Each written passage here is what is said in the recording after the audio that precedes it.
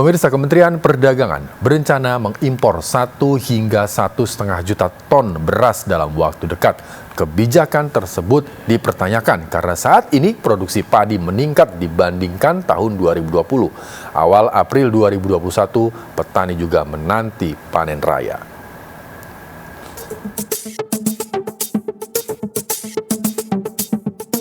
Dalam waktu dekat, pemerintah berencana impor beras sebanyak 1 hingga 1,5 juta ton. Dibukanya keran impor beras ini diyakini pemerintah untuk menjaga pasokan dan harga beras.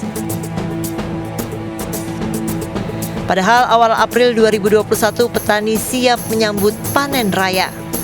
Sementara produksi padi Januari hingga April 2021 naik dibandingkan periode yang sama tahun 2020.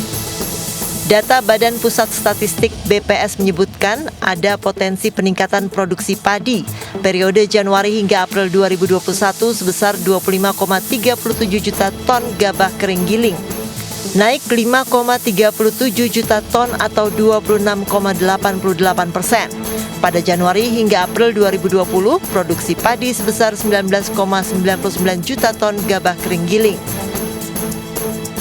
Lalu apa alasan pemerintah membuka keran impor beras jelang panen raya? Tetapi saya sebagai Kementerian Perdagangan mesti memastikan kita ini punya strategi. Tidak boleh pemerintah ini didikte oleh pedagang gitu loh. Tidak boleh pemerintah di corner, dipojokkan oleh pedagang. Kita mesti mempunyai strateginya. Dan percayalah, tidak ada niat pemerintah untuk menghancurkan harga petani terutama sedang panen raya. Kebijakan pemerintah impor beras di tahun 2021 di saat produksi padi meningkat dan jelang panen raya sungguh menyakitkan petani. Faktanya harga gabah di tingkat petani terus turun di tengah wacana impor beras.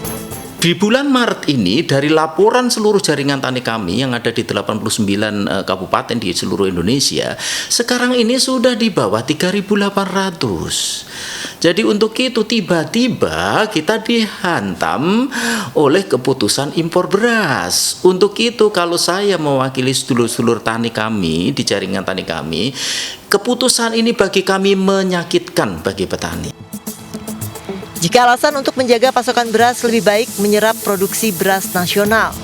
Data Kementerian Pertanian memperkirakan ketersediaan stok beras dalam negeri hingga akhir Mei 2021 mencapai 24 juta ton beras. Sementara kebutuhan beras nasional hingga akhir Mei 2021 diperkirakan mencapai 12 juta ton beras.